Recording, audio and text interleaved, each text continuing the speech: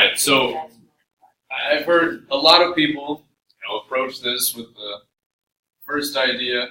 You got to find the slope, right? So the slope is y2 minus y1 over x2 minus x1. Right?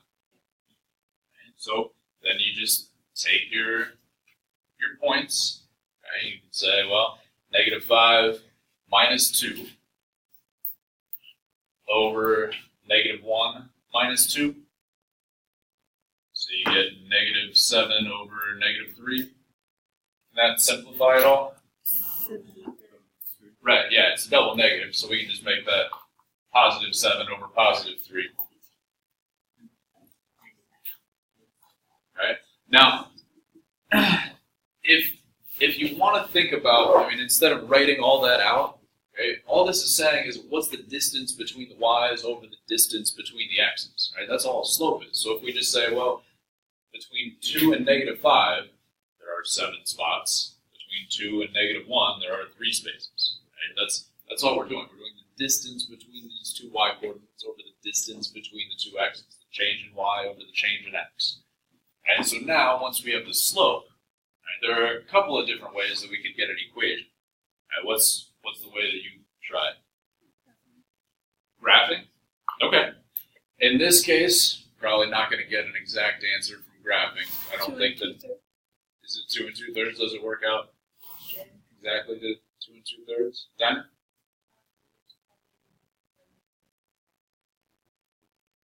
So into y equals mx plus b.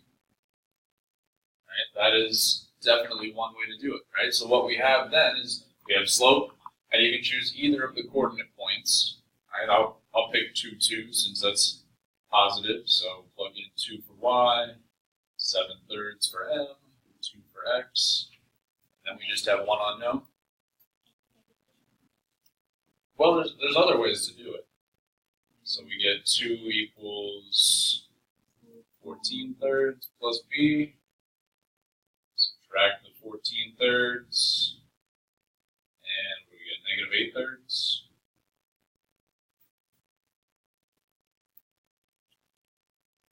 2 would be 6/3 minus 14/3 gets me -8/3. So then, final answer, I would just plug -8/3 back in for b. My answer would be 7/3 x minus 8/3, or 2 2/3. Okay.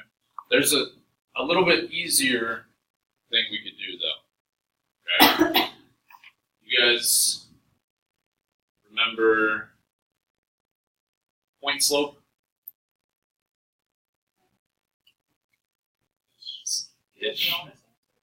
Yes, I want the honest answer.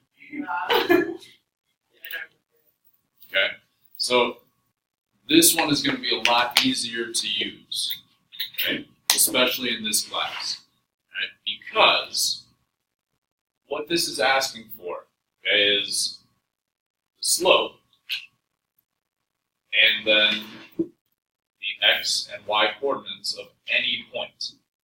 Right? In this form, we need a specific point. We need the y-intercept.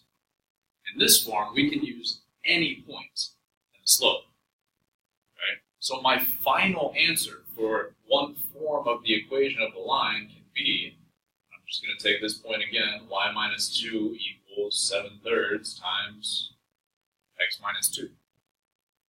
You don't have to do anything else. That can be your final answer. That is the equation of a line that passes through 2, 2, and -1, -5. Now, if I were to distribute this 7/3 and then add this 2 over, I would get this exact thing. Right? These are just different forms of the same line. And this can be your final answer. Right? So, in this class, we're going to work more with point slope form than we are with slope intercept. Right? Just because it's easier. It's less work. There's less you have to do.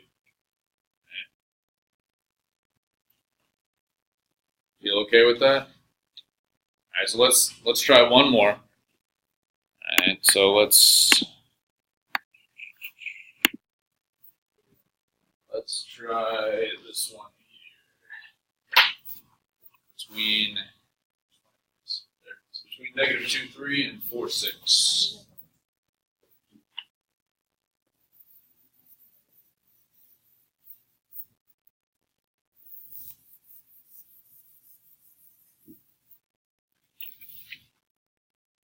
Okay, so throughout the entire year, a lot of our final answers to calculus problems are going to be equations of lines. Okay? It's important to remember that the two pieces of information you need are the slope and a point. Okay? What we're doing right now is pretty easy to calculate the slope and find a point. Right? We're going to go through a lot of things throughout the year where we're going to be finding those in more difficult ways. Okay? We're going to be using calculus to find the slope or a point. Okay? But it's important to remember that those are the only two pieces of information you need to write the equation of a line. Okay? You need the slope and you need a point. It can be any point on the line.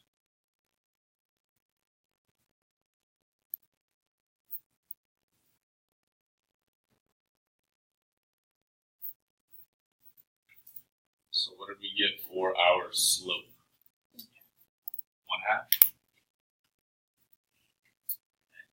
And then, I mean, it does not matter which point you choose, but so which one did you choose? -2/3. Right.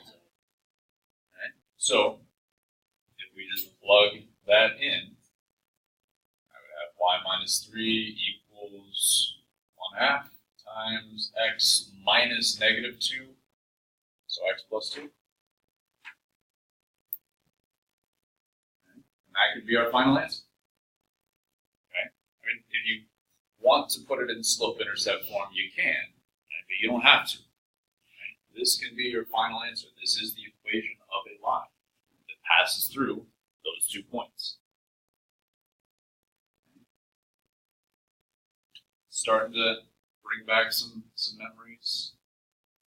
Algebra 1. Some pain from Algebra 1.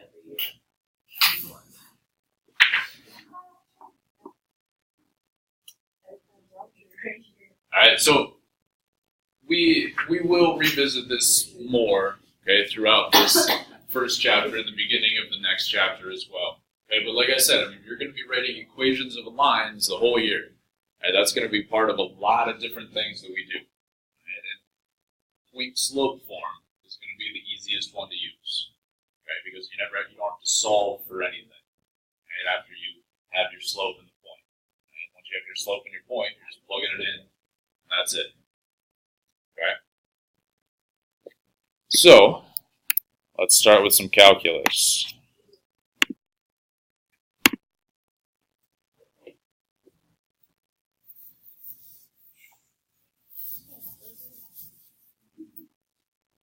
All right, so first, I guess before we answer this question, let's take a look at this line right here. Okay, how would I write the equation of that line?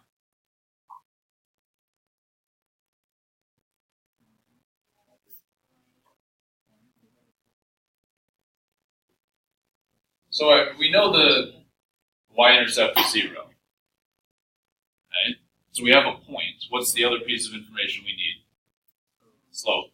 What's the slope?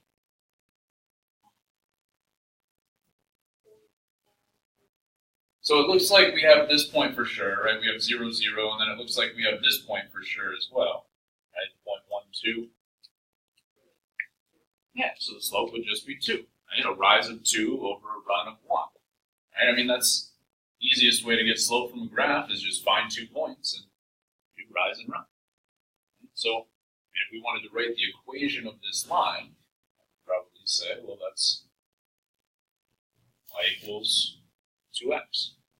Right? So now, let's answer this calculus question. What y value, right, is this dot getting closer and closer to as we approach the x value of 1 from the left side?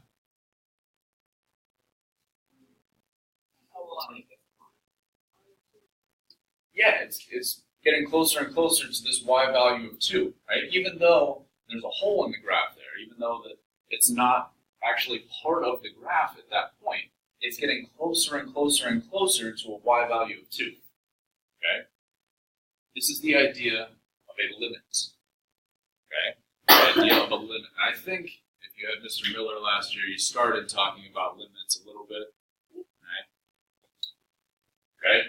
This is the idea of a limit. Okay? All we're concerned with for a limit is the value that we are approaching from this one side of the graph. Okay? So the way that we talk about this, I want to say the limit as x approaches, and we're talking about the x value of 1. So I want to say the limit as x approaches 1 from the left. Okay? So to denote that, I'm going to put a little negative sign right there. Okay? So what this is saying is, well, if I look at this graph, what y value am I approaching as x gets closer and closer to 1 from the left? Okay? Since we don't have an actual function, I'll just say, call this f of x. Right? So the limit of f of x as x approaches 1 from the left, and we just said that that is 2. Okay, so this is the notation for what we just determined. Okay, you may want to make a note that this means, this little negative up here means from the left.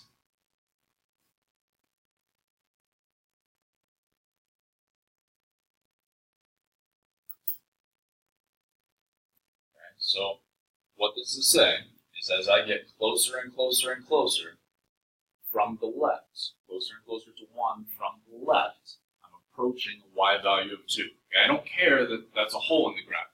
Okay, I don't care if that point is actually included or not. All I care about is what it's approaching, what it's getting closer and closer to. Okay? So we can do the same thing from the right then.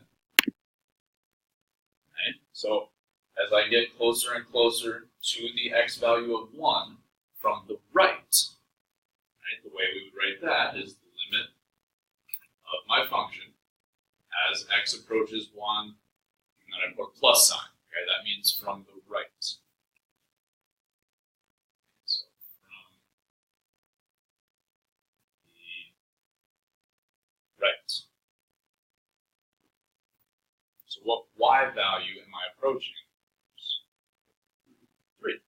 So we would say the limit of f of x as x approaches 1 from the right is equal to 3. Right? The limit just means what value am I getting closer and closer to. Now, what is the actual function value at 1? Right? If I said, well, what is f of 1? It looks like it's about 1/2, right? Where it's actually defined, where that point is, right? So there is a solid dot there, right? It's not included here or here, but there was a solid dot down here, right? So the actual function value at 1 looks like it's about 1/2, right? So in this case, all 3 of these pieces of information were different, right? We had the limit from the left was equal to 2. Right, was equal to 3, and then the actual function value was about 1/2. Okay? Now, we can talk about this idea at any point on the graph. Okay? It doesn't have to be where there's some kind of break. Okay? I could ask you, what's the limit as x approaches -1 from the left? Okay, what value am I getting closer and closer to as I approach the x value of -1 from the left? -2. Well, what value am I approaching if I say -1 from the right? Also -2. Okay, so we can talk about a limit at any point on the graph. It doesn't have to just be where there's something weird going on like this. More often than not, we will talk about it where there's something weird going on. Okay? But we can talk about a limit at any point on the graph. Now, these are called one-sided limits. Okay? Whenever we have a plus or a minus, those are called one-sided limits. We can actually also talk about a two-sided limit. Right? So, one-sided limit just approaching from the left to the right.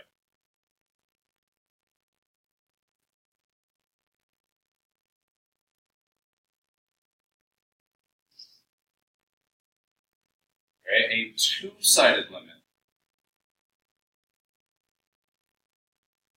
we want to talk about approaching from both sides. Okay? So if there is a plus or a minus here, that means we're talking about a one-sided limit. Right? This minus means we're just saying, well, what's it doing as it comes from the left? This plus means, well, what's it doing as we come from the right? If there isn't anything there, okay, so if I just wrote the limits of my function as x approaches -1, and I did not have any plus or minus there, that's talking about a two-sided limit.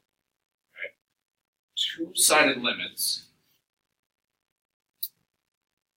only exist if the one-sided limits are equal to each other. Okay? Two-sided limits only exist if the one-sided limits are equal to each other. So what that's basically saying is, am I approaching the same number from both sides? Okay? Am I approaching the same number from both sides? So if we look at the first example, right, where we were approaching 1 from the left and from the right, we found that we were approaching different numbers, right? We were approaching 2 from the left and 3 from the right. In this case, since our one-sided limits were different, if I said, well, what's the two-sided limit? What's the limit as x approaches 1? That does not exist. Okay, since I'm approaching different numbers from both sides, okay, the two-sided limit does not exist in this case.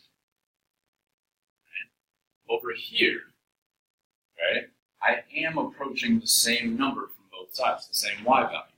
Right? I'm approaching -2 from the left, I'm approaching -2 from the right. Therefore, the two-sided limit does exist, and it's equal to -2. Okay? So,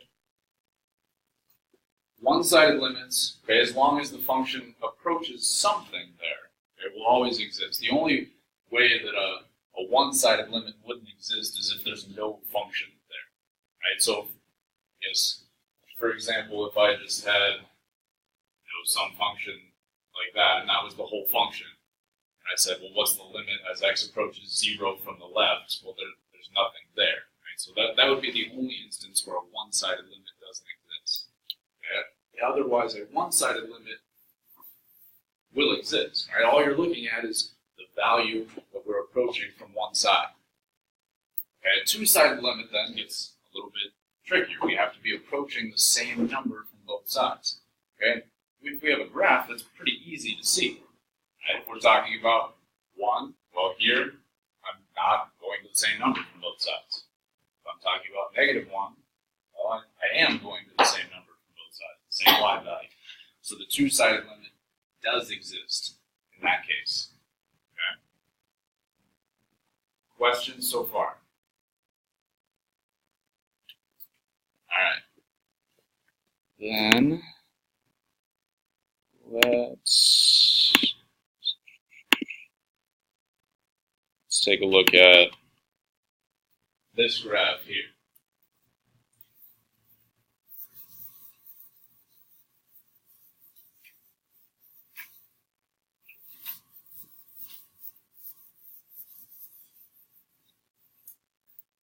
So I guess with this one, I want to do something a little bit different first. Okay, let's write the equation of this whole function.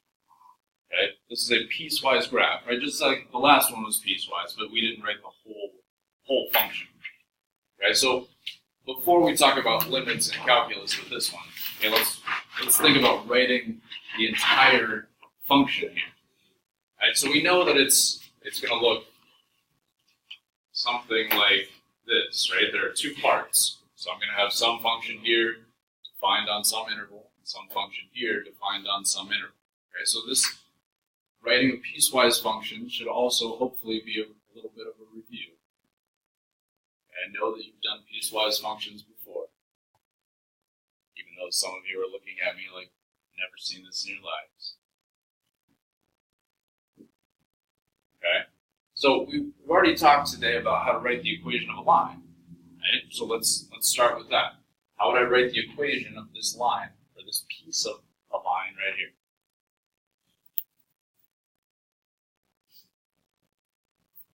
So let's start with slope. Right? So we need y2 minus y1 over x2 minus x1. Alright, so and here it's it's a little difficult to see, but it looks like this point is at 3, -1, and then maybe this one here is at 2, 1. Okay, so we can see a couple of defined points on the graph. So what would we find our slope to be in this case? 2 over -1, which we could just write as -2.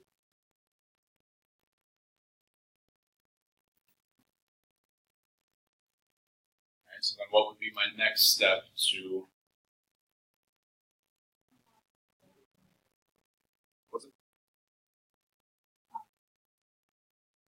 what's my next step to write the equation of this line? Yeah, let's plug it into point slope. So y minus y1 equals m times x minus x1. All right, so which point do we want to use? Yeah, I mean, these are both positive, so let's pick that one. It doesn't really matter, but positive numbers are usually easier to work with. So y minus 1 equals -2 times x minus 2. Okay, so that is one form of the equation of this line. Now, in this case, if we're wanting to write it in terms of a piecewise function, right, and we have y equals or f of x equals, we do actually want to solve for y in this case. Okay, so let's go ahead and distribute that. -2x plus 4. Add that 1 over. We get the equation of this line is -2x plus 5. Okay. So I know that you guys have done piecewise functions before, and it might take a minute to jog your memory. Okay, but what I'm going to do then is write that -2x plus 5 right here, but then that's only true for part of the graph, right? That line doesn't go on forever. Okay, that line stops right here. So what I want to say is, what x values is this defined on? X is less than 3. Exactly. Not less than or equal to, okay, because we have an open dot here. Okay, all we're worried about are what x values is this piece of the graph defined on. Okay, so if I look, well, it comes all the way to 3 and stops, and 3 is not included. So we would just say, well, -2x plus 5 is only defined where x is less than 3. Okay, we have one other piece to this graph then. Okay, what would the equation for this piece be? Y equals 2. Yeah. So the function is just 2, right? So completely horizontal line through 2. Now where is that piece defined? X is greater than or equal. X is greater than or equal to 3. Okay. So writing a piecewise function, okay, is just looking at each piece of the graph and saying, well, the equation of this line is -2x plus 5. It's only defined where x is less than 3. The equation of this is y equals 2, and that piece is only defined where x is greater than or equal to 3. Okay with that idea? Okay, so then let's talk about limits.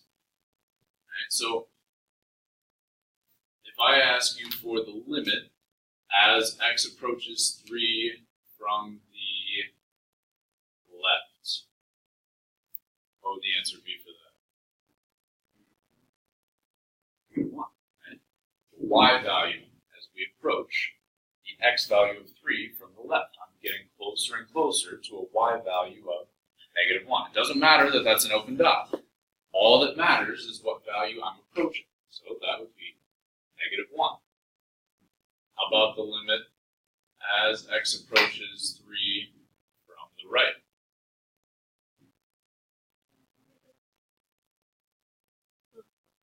Okay. From the right, I'm approaching a y value of 2. So what about the limit as x approaches 3? Does not exist. Right? I'm going to different values from the left and from the right. So the limit as x approaches 3 does not exist.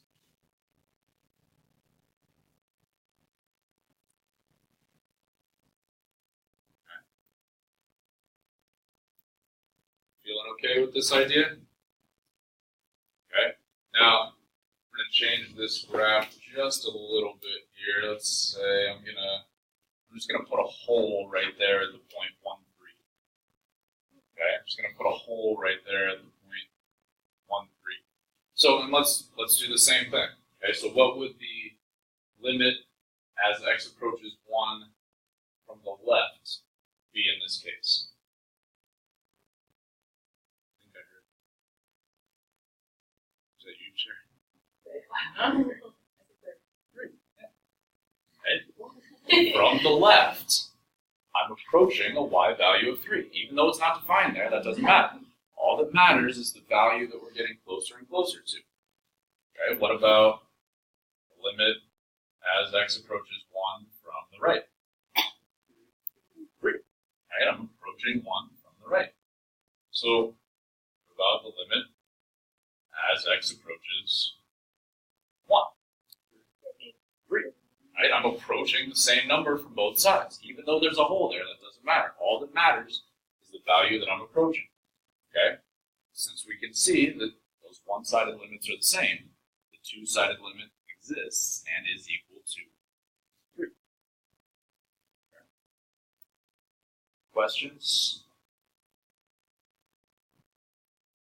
All right. Then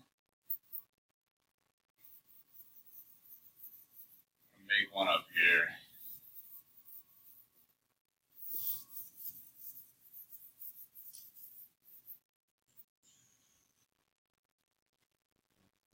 Let's see, how about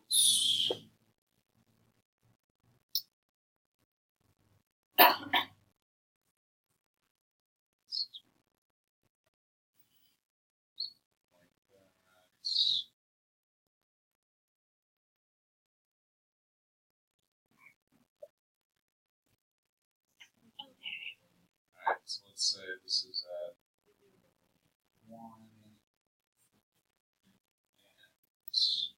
And now let's see. 2, and that's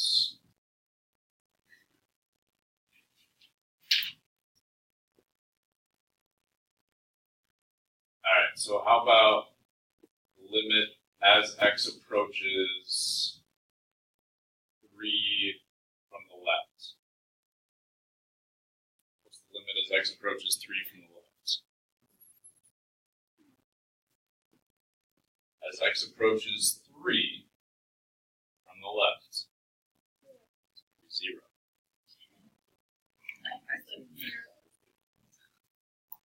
As x approaches 3 from the left, we will be approaching a y value of 0. How about the limit as x approaches 3 from the right? That'll be 2. Right? So we're coming from the right. That's 2. So what's the limit as x approaches 3? It does not exist. Right? How about limit as x approaches 0 from the left?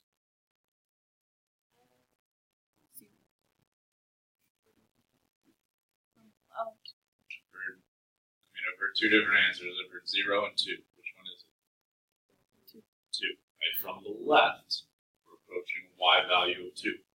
How about the limit as x approaches 0 from the right?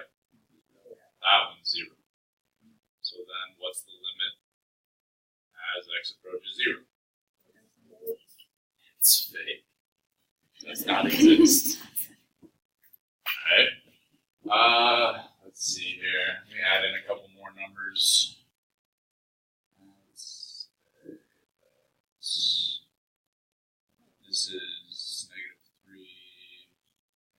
and 5.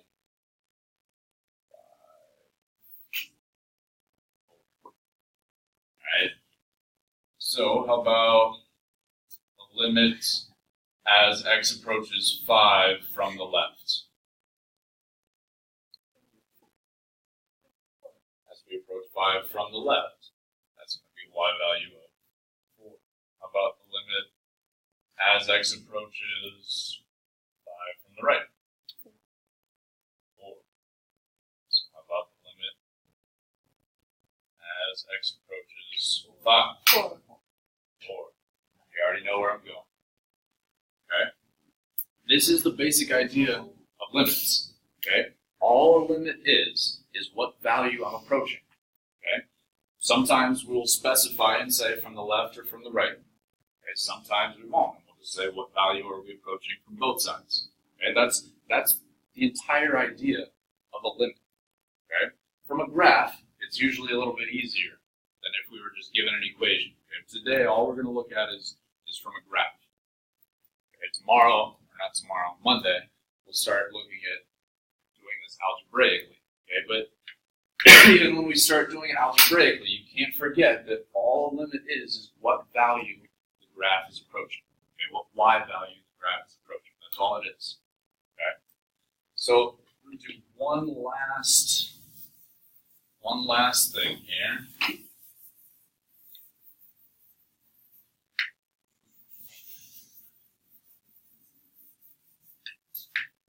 Let's say that I just give you something like this and say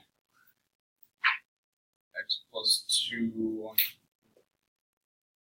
where x is less than 0 and negative x plus 3 where x is greater than or equal to 0. Okay, if I just give you a piecewise function like this without the graph. Okay? And I'm going to ask a few questions about limits here. Okay, well, for something simple like this, it'd probably not be a bad idea to just draw the graph. Right? We just have two linear equations. Right? So how would I go about graphing something like this?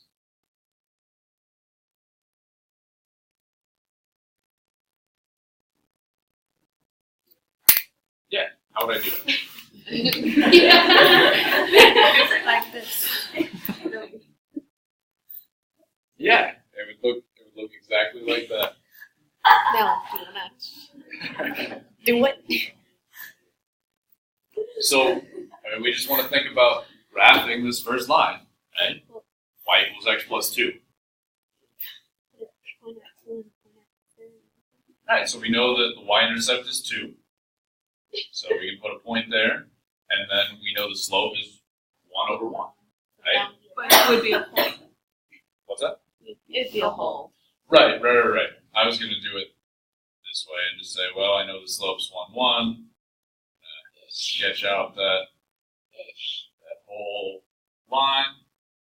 But then if I look at this second piece of information, okay, that tells me I want to take that line and I only want it to be defined where x is less than 0. Okay? So I'm going to erase then everything greater than 0. And since it is less than 0, we put a hole there. Okay? I mean, if you can do that without sketching the whole line, that's perfectly fine. And if you can recognize where to put your constraints ahead of time, perfectly fine. Okay, and then do the same thing for the second one. Okay, this one has the y-intercept at 3. And then slope of -1. So go down 1 over 1, down 1 over 1. Sketch that line. Okay, I mean, you can sketch the whole thing if you need to. Okay, but then look at the constraint and say, well, I only want this line where x is greater than or equal to 0. So then we would erase everything we drew up here. And this is a solid dot since you're saying x is greater than or equal to 0. Right? So from our piecewise function, we have our graph, and then it's easy to ask questions about different limits. So we can say, well, what's the limit as x approaches 0 from the left?